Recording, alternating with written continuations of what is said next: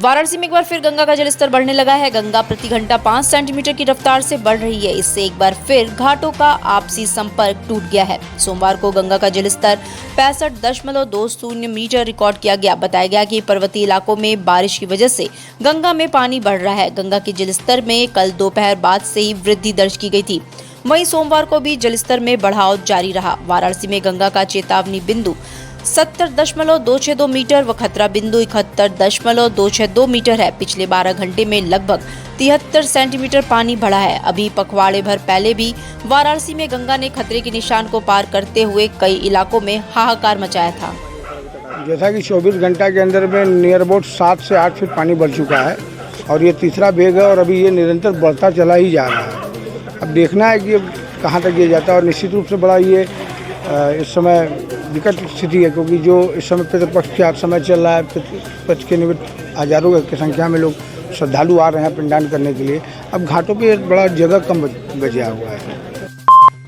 वाराणसी में सोमवार को सड़क हादसे में मैरिडिन होटल के रेस्टोरेंट मैनेजर की मौत हो गई। घटना के बाद परिवार पर वज्रपात हो गया। घटना सिगरा थाना क्षेत्र के अंद्रापुल ब्रिज के नीचे देर रात घटित हुई, जब एक फॉर्च्यूनर गाड़ी ने स्कूटी में जोरदार टक्कर मार दी। इससे स्कूटी सवार मैनेजर की मौत हो गई। घटना के बाद परिजनों में कोहराम मच गया। परिजनों की तहरीर पर पुलिस ने मुकदमा दर्ज कर छानबीन शुरू कर दी है। फॉर्च्यूनर सवारों को हिरासत में लेने के साथ ही वाहन को भी कब्जे में ले लिया गया है। 50 वर्षीय देवकरण सिंह लंका थाना क्षेत्र के नुआव गांव निवासी थे। रविवार की रात ड्यूटी समाप्त कर स्कूटी से लंका की तरफ जा रहे थे। इसी दौरान फॉर्च्यूनर ने स्कूटी में जोरदार टक्कर मार दी थी।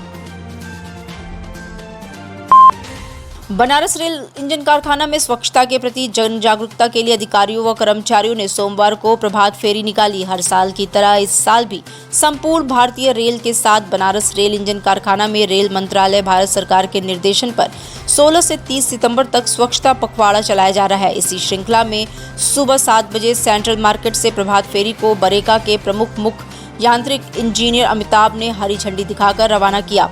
प्रभात फेरी बैंक ऑफ बड़ौदा, जलाली पट्टी, बरेका कॉलोनी होते हुए सिनेमा हॉल परिसर स्थित बास्केटबॉल मैदान पर समाप्त हुई।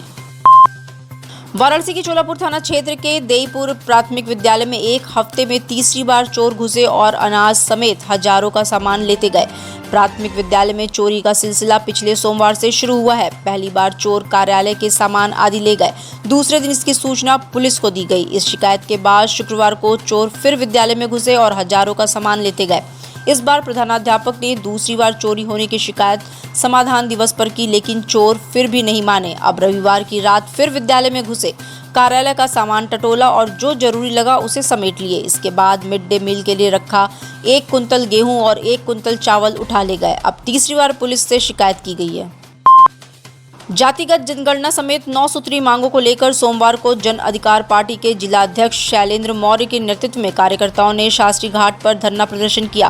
कार्यकर्ताओं ने कहा कि उनकी पार्टी प्रदेश में जातिगत जनगणना कराए जाने की मांग करती है। उन्होंने कहा कि सरकार राष्ट्रीय संपत्तियों को निजी क्षेत्र की कंपनियों और उद्योगपतियों को औने पौने दामों पर बेच रही है। इससे राष्ट्र की अपूर्ण क्षति हो रही है।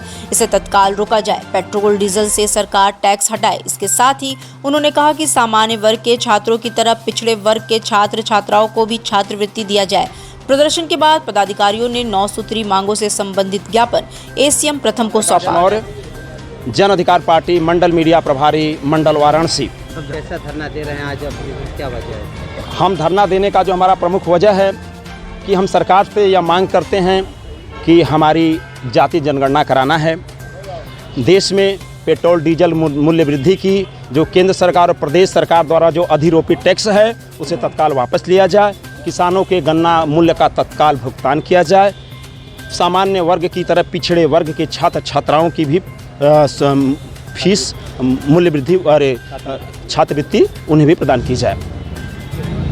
आज आप लोगों ने यहाँ पत्र दिया, क्या आश्वासन मिला आपको? हमें प्रशासन द्वारा आश्वासन मिला कि आपकी मांगों को हम जल्द से जल्द पूरा करेंगे और प्रयास करेंगे उन्हें पूरा करने का। सारनाथ थाना क्षेत्र के सिंहपुर स्थित निजी अस्पताल में डिस्चार्ज होने से कुछ घंटे पहले मरीज की हालत अचानक नाजुक हो गई। इस पर परिजनों ने सोमवार को हंगामा कर दिया। सूचना पर पुलिस और अस्पताल संचालक के शुभचिंतक पहुंचे और मरीज को बीएचयू अस्पताल के लिए रेफर कर दिया गया। जानकारी के अनुसार सारनाथ क्षेत्र के ही टिडिया छाड़ी गांव के 28 वर्षीय पिंटू राजभर को बुखार था। उसके भाई अमन ने बताया कि बुखार से पीड़ित होने के कारण पिंटू को शनिवार को अस्पताल लाकर भर्ती कराया गया था। अब वो ठीक हो चुका था। इसी दौरान रविवार की रात उसकी अचानक हालत बिगड़ गई। आरोप लगाया कि उसे कोई ऐसी दवा दी गई जिससे उसकी हालत बिगड़ी। उधर अस्पताल के डॉक्टर अखिलेश श्रीवास्तव ने बताया कि पिंटू ठीक हो गया था, उसे सोमवार को डिस्चार्ज करना था, लेकिन रात में श्वास नली में थूक अटक जाने से उसकी हालत बिगड़ गई। एक्सपायर हो गया थे। कौन? मेरे भैया है वो। अच्छा, कौन सा हॉस्पिटल है, कहाँ के रहने वाली हैं आप लोग? देखा है, मेरा घर है सिंह। तो क्या उनका वो भैया नहीं है तो क्या बोला जाए? कहाँ रेफर किया गया? अभी हॉस्पिटल भेजा गया? जबरी चला गया लेकर। यहाँ के पुलिस उसमें मिला है, पुलिस भी मिला है, डॉक्टर भी मिला पैसा है। लिए है 50 लाख। कविसु भाजपा अध्यक्ष ओम प्रकाश राजभर के साथ रहने वाले शशि प्रताप सिंह अब उनके धुर विरोधी हैं।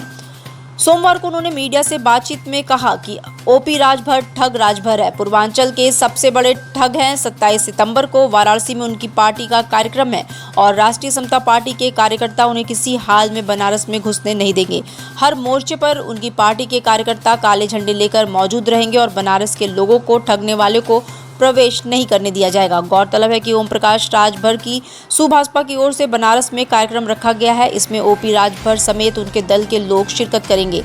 इसे देखते हुए कभी चोली दामन की तरह साथ रहने वाले शशि प्रताप राजभर बेहद खफा हैं। बहुत अच्छा था, किसी महापुरुष के नाम से था, लेकिन उस पार्टी को परिवारवादी पार्टी बना दिया और अपने नाम को जो ओपी राजभर रहा उसको ठग राजभर बना दिया। वैसे ठग राजभर और ठग पार्टी को बनारस में राष्ट्रीय समता पार्टी प्रवेश नहीं करने देगी। अगर वो सर्किट हाउस आएंगे तो सर्किट हाउस में प्रवेश नहीं करने देगी। अगर किसी और रास्ते से आएंगे तो हमारे राष्ट्रीय समता पार्टी के सभी कार्यकर्ता मिलकर बड़ा बड़ा काला झंडा लेकर और उनको घेरने का काम करेगी। और काशी हिंदू विश्वविद्यालय कला संकाय के छात्रों ने सोमवार को सेंट्रल ऑफिस के सामने जमकर विरोध प्रदर्शन किया। इस दौरान एक छात्र बेहोश हो गया, इससे अफरा तफरी मच गई। बाद में छात्र को अस्पताल ले जाया गया। लगभग 200 छात्र सेंट्रल ऑफिस के गेट पर नारेबाजी कर रहे थे। छात्रों का कहना था कि हमारा सेमेस्टर आधा अधूरा पढ़ाकर पूरा कर लिया गया। उसके बाद संकाय द्वारा परीक्षा की समय सारणी भी घोषित कर दी गई। छात्रों का ये भी आरोप है कि परीक्षा के दौरान एक भी दिन का गैप नहीं दिया गया है। छात्रों का कहना है कि हमें पढ़ने का मौका नहीं मिला है। इन सभी बातों से नाराज छात्र नारेबाजी करते हुए जब सेंट्रल ऑफिस पहुंचे तो उनको सुरक्षा गार्डों ने अंदर जाने से रोक दिया। इस पर छात्र और भड़क गए और वहीं पर बैठकर धरना प्रदर्शन करने लगे। 2 महीने में कंप्लीट करा दिया, ऊपर से एग्जाम दे रहे हैं और वो भी 10 दिन में हमारे एग्जाम खत्म हो जा रहे हैं। बच्चा कब पढ़ेगा? सेल्फ स्टडी करने का भी टाइम नहीं मिल पा रहा है। सर ऑनलाइन एग्जाम हो। हम लोगों ने मांग सिलेबस तक कंप्लीट नहीं है हम लोगों का। हम लोगों ने मांग रखी थी कि बीच में हम लोग को कम से कम 3 दिन का अंतराल दे, लेकिन उन्होंने ये मांग नहीं मानी है। अब हम लोग की एक ही मांग है कि ऑनलाइन हो एग्जाम। हमारे भविष्य के साथ खिलवाड़ हो रहा है। हम लोग बीएचयू के सोशल साइंस के विभाग से हम लोग मांग हम लोग ऑनलाइन, क्योंकि उन्होंने हमारा सारा मांग का विरोध कर दिया है। उन्होंने हमने कहा था 25 दिन का डेट बढ़ाना, उन्होंने उसको भी खारिज कर दिया है। तो हमें सिर्फ ऑनलाइन मांग है, क्योंकि आप लीजिए उसी डेट पे, लेकिन ऑनलाइन चाहिए हम लोग को। पर सर एक दिन का एक बार भी बात करने को भी तैयार नहीं हुई है बीएचयू प्रशासन। तो हम लोग ये भ्रष्ट नीति, ये शिक्षा नीति नहीं है, हमारे भविष्य के साथ खिलवाड़ हो रहा है। ये क्या है? विश्व प्रसिद्ध रामनगर की रामलीला के 11वें दिन सोमवार को भगवान श्री राम, माता जानकी और भाई लक्ष्मण संग वनगमन के बाद अयोध्या शोकाकुल थी। राजा दशरथ सुरधाम जा चुके थे। ननिहाल से लौटने पर भाई भरत और शत्रुघ्न को वनगमन के बारे में पता चलता है तो क्रोधित हो उठते हैं। शत्रुघ्न ने मंथरा को लात मारी और उसके बाल पकड़कर जमीन पर पटक दिए। इसके बाद भाई भरत भगवान राम को अयोध्या वापस ले आने के लिए अयोध्या वासियों संग चित्रकूट के लिए निकल पड़ते हैं, लेकिन लीला के दौरान ही भारी बारिश होने लगी। निषाद राज और भाई भरत का मिलन और भारद्वाज मुनि के आश्रम पहुँचने की लीला बाकी थी, लेकिन बारिश के कारण यही लीला स्थगित करनी पड़ी। मंगलवार को 12वें दिन भरत जी का ग्राम वासियों से मिलन के बाद भगवान श्री राम, भाभी जानकी और भाई लक्ष्मण से मिलने की लीला थी, लेकिन सोमवार की लीला स्थगित होने के कारण अब मंगलवार को वहीं से फिर लीला शुरू होगी जहां से स्थगित हुई थी।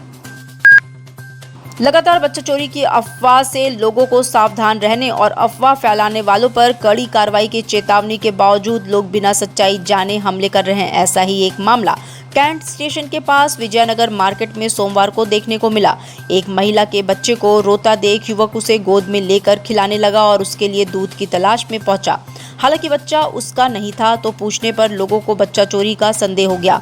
इसके बाद तो लोगों ने उसे मार मार कर अधमरा कर दिया। हालांकि कथित बच्चा चोर को सिगरा पुलिस ने हिरासत में ले लिया और उससे पूछताछ कर रही है। घायल युवक ने बताया कि वो मध्य प्रदेश का निवासी और दिन भर मजदूरी करता है और रात में ओवरब्रिज के नीचे आकर सो जाता है।